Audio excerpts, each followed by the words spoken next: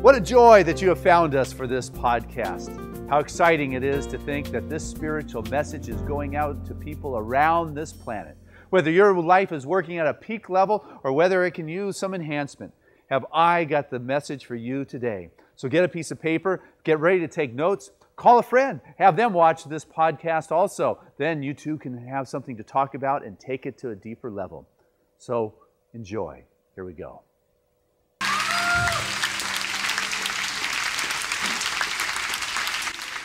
Hey, good morning, Seaside. Woo, man, forget the Stairway to Heaven talk. Let's just open the door and spread our wings and fly, man. Look at that quick rate. That is fabulous. That is truly good. Oh, wow. Hey, well, this morning's message is Stairway to Heaven. And, my heart is in the 60s, but I got to tell you, the music for me was the early 70s, rock and roll. And so I was inspired by the concept of Stairway to Heaven. And also, it is a perfect prelude to what's starting next week. The vice chair of your board of trustees, Vince Coleman, shared with you next week. We're kicking off our new series called Will You Grow? Taking the Next Step. And it's about taking a step up that wonderful stairway to heaven. And what I believe, and I've discovered that in consciousness, there's some absolutely undiscovered territory there. Some undiscovered lands that religion doesn't know about, that science doesn't know, that philosophy doesn't know, but I know it's there because I can feel it pushing. I have felt it pushing into my consciousness and in my field of awareness. And this cosmic consciousness that Ernest Holmes was talking about, that Reverend Diane shared with you, this mystical consciousness, this sense of connection, I know many of us around here have felt that's something that you're so connected, there is such a peace, there is such a clarity that is in your life that it lasts for days. And then you go back and try to get it and it eludes you. But yet, there's something that's there, it is real. It can't be taken because there has been a real experience for you. I've seen the results of it. I've watched healing, instantaneous healing. I've watched healing unfold in people's lives, the miracles transform, that there is something that is so real there. It is as real as this world's taste and touch and feel and sense. It's probably even more real than that. That is something that is there, but you have got to be willing to take that stairway to the heavenly kingdom. You've got to be willing to take that next step to that place. And what I have discovered, when you're having that elevated perspective, what happens is it doesn't pull you out of this world. If anything, it allows you to be in this world, but not of it. It allows you to be in this world more fully alive and dynamic and able to share your gifts than ever before. And these experiences that I've had and that you have had in these cosmic consciousness kind of understandings, they happened, but they happened yesterday. They happened back here somewhere. And as valuable as they are, you cannot live on yesterday's mammon. You've got to be willing to take that stairway to heaven today. You cannot live on yesterday's pearl.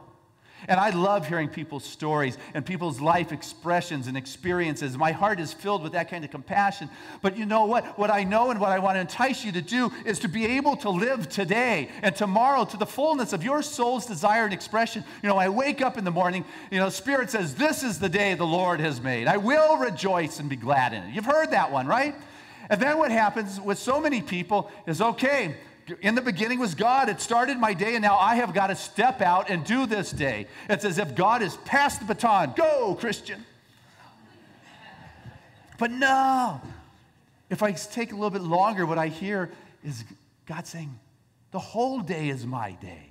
Everything is in this day is my day. Remember me.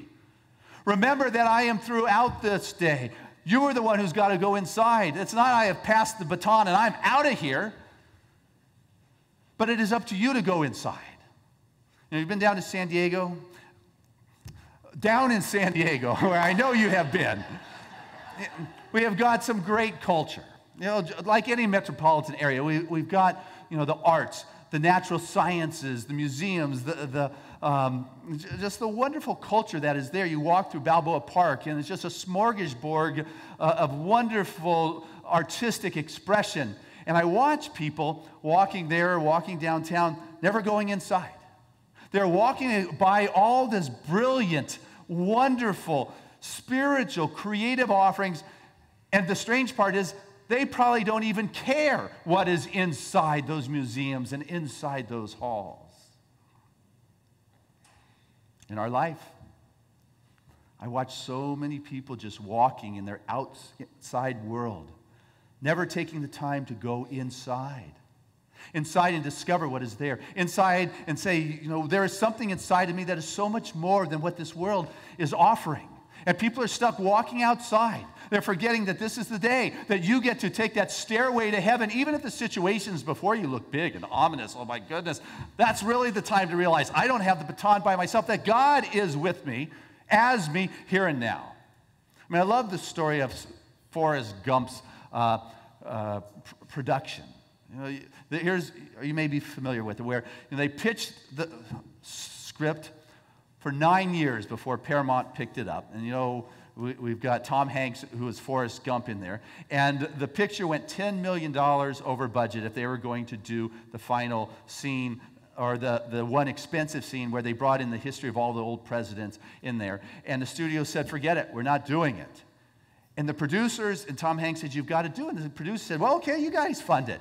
You kick it in, we'll give you another piece of the picture, and you can share in the profits if you think that much difference is going to be made. They went ahead, put their dollars on the table, $2 million each from those three guys, and Forrest Gump at that time went on to be the third largest grossing box office movie, making over $300 million. And Tom Hanks smiled all the way to the bank with his $30 million paycheck. Because there was something inside of him that knew he could fly. The door was open. Are you willing to spread your wings and fly? Are you willing to touch the heavens? Kiss the sky. That was a good song. I liked it. Yeah. Or are you going to stay trapped? When I was a kid, I used to play game tag. You ever play this game tag where you take a piece of chalk and you draw a circle on the ground, and if you get tagged, you got to stay in the circle until somebody gets you. And tag, you're it. And like the prisoners, whatever, went inside this chalk circle, and you stayed there until somebody freed you. Remember that game? Now, what really kept you in that chalk circle? Nothing. Other than I was adhering to the rules of the game. I was listening to what was going on outside, but at any moment I could have stepped beyond that. I could have stepped and been free. I could have flown. I could have, honored that something inside of me. And yet I didn't. I chose to live stuck in this world. And that is what happens too often, is that we begin to play by other people's rules and we remain stuck and we don't listen to that something that is inside of us. And all of a sudden we begin to find evidence that says this is why we're stuck and this is why I have got to stay here. Rather than kicking open the doors and taking that stairway to heaven, going inside where the heavenly kingdom is, we choose to find, a gang of people, a ragtag gang of vigilantes for victimhood, if you would, trying to oust God out of this supreme expression of its wholeness and saying, God, you can't rule over here. Everything's not okay. I'm stuck inside this circle of chalk. I want us to take that stairway to heaven because I know the true essence of you. Who you truly are is spirit. Your true spiritual essence, it's God. That is who you are. It's not something you've got to earn. It's not something that's going to be bestowed upon you. It's not something that comes about if you do more of your spiritual work. It is the truth of who you are now. Now, the fact that you may not be experiencing it fully, that's you. That you're doing. That's you inside the chalk circle saying, these are my pains. This is my disconnect. We become estranged from God. Stuck inside a circle, you talk about strange. Oh my goodness. That's really being estranged from God because there is that disconnection there. But it's because of your thought. It's not the truth of who you are. Who you are is spirit. This is what you were created from. But we hold on to our sacred wounds. The stories that we're getting the other victims who want to share in their pain. People hold on to their sacred wounds, their treasured wounds. The pains, let me tell you how badly I was hurt. This is why I can't spread my wings and fly. This is why I cannot have that cosmic consciousness, that mystical experience. These treasured wounds will keep us from experiencing the ability to climb the stairway to heaven, because I've got to drag the baggage with me up 10 flights of stairs. Why bother? There was this, I think it was Charles Dickens' story, and the character's name was Mrs. Havisham. Ms. Havisham. Is that right? My school teacher's not. It's a great character. Ms. Havisham, Sonny, yes. She was basically stood up at the altar by her fiancé. Not a very pleasant thing. And the pain that she felt from that experience, being stood up by her fiancé, was so miserable in her being that the banquet feast for her wedding, she left out on the banquet table. And as the days and the weeks and the months and the years went by, she never moved the feast on the banquet table. So it got old and moldy and stale and all that. And as the years went by, she would look upon the feast at that dusty old banquet table to remind her of the resentment, to remind her of the anger, to remind her, you talk about treasured wounds. You got any banquet tables, guys? You want to climb that stairway to heaven, you've got to let go of those treasured wounds. You've got to be willing to let go and be free and be open to the new information that comes before you, even if you've had pain. I know you people have been hurt. I know there has been physical pain and emotional pain and sadness and disappointment. I honor that. I encourage one to embrace that. But it doesn't end there. But too often people say, there's enough. I can't hear anymore. I can't take anymore. There was this little 11-year-old boy, and his dad said, son, do you know about the birds and the bees? And the little boy just said, I don't want to hear it. And he started crying. He said, just don't tell me anything, Dad. I just don't want to hear about it. And Dad thought this was a very peculiar response to the story of the birds and the bees. And he said, son, what's going on? And he said, when I was 7 years old, you gave me "There is no Easter Bunny" speech. When I was 8 years old, you gave me "There is no Tooth Fairy" talk. And when I became 9, you gave me "There is no Santa" story.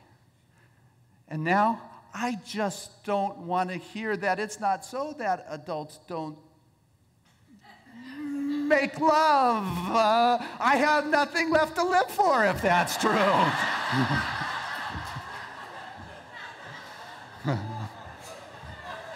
Oh my. We have a lot to live for. And there's so much more good for us if we allow ourselves to be free enough to experience the nuances. Yesterday's stories, let's not carry them forward. Yesterday's miracles, as beautiful as they are, will not feed us today. Today is the appointed time. Today is the appointed hour through which the Lord, the God, divine presence, call it what you want, is seeking to express itself in your life, and you've got to be free. And when I am talking about free, I'm not talking about free in your body or free in your mind. I'm talking about your soul and your spirit being free. Your spirit and your soul being free to be able to receive those gifts of God, to be able to be free, to be inspired by the presence, to move up that staircase to heaven, to move to that higher ground, and to be able to see from the elevated perspective, free enough not to have to drag those dead bodies with you. Had to go some of that. My head was on Ernest Holmes already. And I want to share with you from his book, The Science of Mind. So any of you textbook-toting metaphysicians, page 124. You can follow along. If you don't, I'll read it. And Ernest wrote, there are different mental depths and heights from which we may look out upon life. From whatever level we look, that which we see comes back to us by an invariable law of attraction. That which we look upon is real, which we look at. We arrive at a consciousness of unity only in such degree as we see that what we are looking for, we are looking with and looking at. Heaven is lost merely for the lack of the perception of harmony, and hell is the phantom abode of morbid imaginations. Heaven and hell are states of consciousness.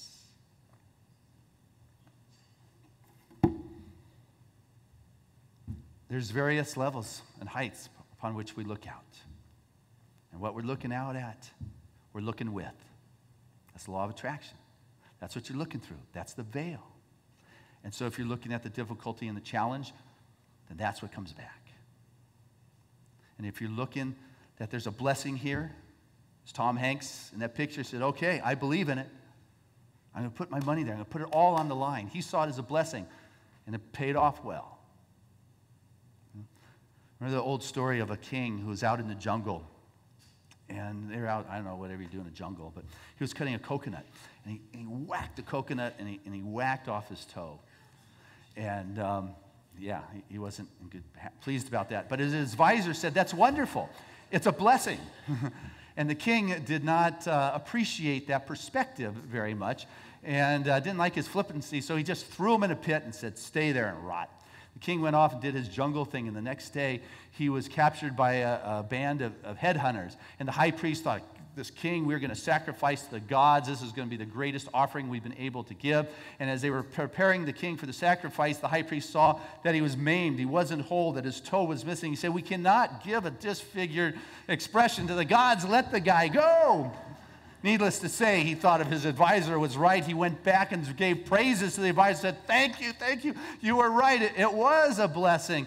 And the advisor said, hey, don't just be over gracious. It was a blessing. I was thrown into the pit. And the king said, a blessing for you? You had to sit in there 24 hours. How could that have been a blessing? And the advisor said, had I been with you and they didn't want you, they would have taken me.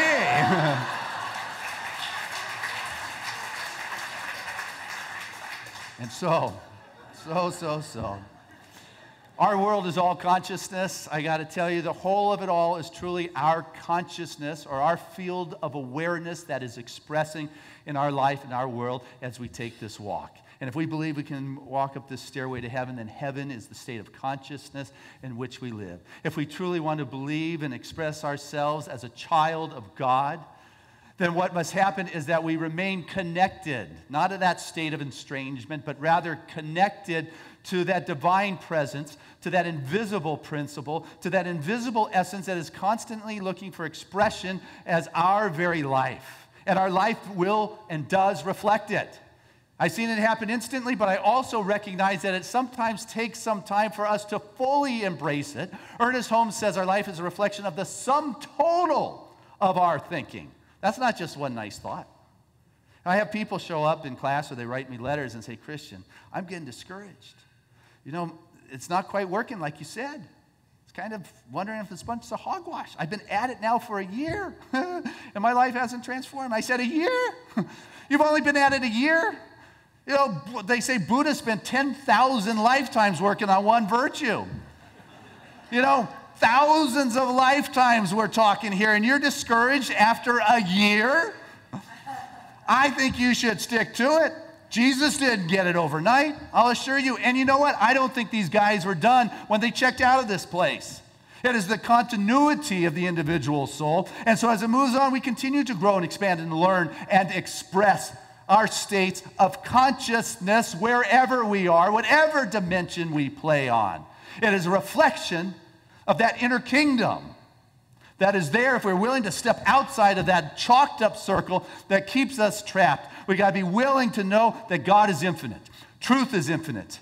And we are the ones who must step up that stairway to heaven. We are the ones who must rise in consciousness to be able to understand the kingdom, to be able to explore consciousness, to understand truth. You are the one who must dare to step outside of that chalked up circle of your creation and your attraction. You can join with that band of victims, or I like what T.S. Eliot said. Only those who are willing to dare to go beyond what they know will ever find out how far they will go. Only those who are willing to dare go beyond what they know will ever find out what they know. If you're willing to step outside that circle and recognize that I'm here to express spirit. But too often people think God is here to serve me. Got that? We are taught as little kids that God's here to serve me. Hey, God, hey, bring on down that wholeness, please. Hey, God, serve it up. I'd like, a big fat helping of wealth here. It's like, God, bring me a martini, please. It's not as if God is there to serve us. That is, when we were children, we thought as a child. And it was like, God is here to serve me. What I am is here to be an expression of the divine. This is how I ascend that stairway to heaven. I am here to express the Spirit. I am the one who must let go of my old, younger, childlike thoughts of what God is, as beautiful as those thoughts were. They were still thoughts, and in a sense, pagan. They're not a golden calf, but thoughts are still thoughts. Let us experience the presence. Let's feel the presence today. Not yesterday's cosmic experience, but today, let it be the day. We're the ones who've got to let go and release it. I think about Trevor, my little 7-year-old, when he holds onto my leg and I got to move, and I don't know what he wants protection from or what. I can't move, he's stuck, and we're not going anywhere. And he's the one who's got to release it. And I am the one who's got to release and let go of what I'm holding on to, thinking it is God. Because it's more than that. If I can just let go and allow myself to move to that mountaintop, we're stuck with the old, it was probably the Romans and the Greeks gave us their pantheon of gods, and the residue of the gods in the heavens or on Mount Olympus or thunderbolts, and we're their pawns, and it's the power play, God against God, and this person. Those days of God are gone. That spirit is divine and is expressing, and it needs you, and it must move through you. And for you to know that you're the one who's got to wake up in the morning and say, hey, God's not only in the beginning, it is all day long. And when I face something that challenges me to stretch and to take that next step, I will grow, because I will say, yes, Spirit, show up here. And as I do that, I will know through experience what the mystics have talked about in terms of that communion with Spirit in all things that is going on in my life. I will know that cosmic consciousness that Ernest spoke of. I will know what that high watch looks like. I will have that transcendent view when I am willing to let go of the things of this world and know that those undiscovered lands of consciousness are just waiting as we climb that stairway to heaven. God bless us as we do. All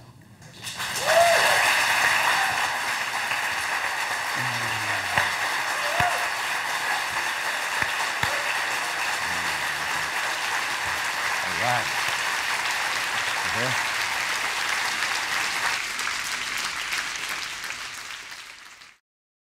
So I'd like to invite the ushers to come forward as we do take our gift from our heart. Again, with a lot of heart and soul and passion. Divine love through me blesses and multiplies all that I am, all that I give, and all that I receive. I am prosperous now. Hey, I trust you enjoyed that podcast. It was very exciting to be able to create that and to know that there are people like you all around the world that are observing and integrating these spiritual principles into their life. And so if you enjoyed it, what I'd like to do is encourage you to tell a friend or bring several friends together and watch another one of these podcasts, and then afterwards take some time to talk about the spiritual principles, to talk about the stories and what significance they have and relevance they have in your life. What then happens is it moves to a deeper and deeper level in your world. It becomes real and assists you to create the freedom in your life that your heart and soul so desire. So if you like this, I encourage you to watch it again, but also tune into our website here at seasidecenter.org. There, you can get some of my written material and take a look at it. You can read some of my spiritual prayers. You can even go to our online bookstore and order some of the books. And if you're so moved, what I greatly would appreciate is your financial support, which you could do online at seasidecenter.org. It is support like yours that assists us to be able to continue to do these kinds of gifts for humanity and send it out to the world. Because you know what? We are making a difference with this spiritual message. And because of support like yours, people are being touched in the farthest reaches of this planet, as well as our backyard, more than we could ever begin to realize. So I thank you from the fullness of my heart for making a difference.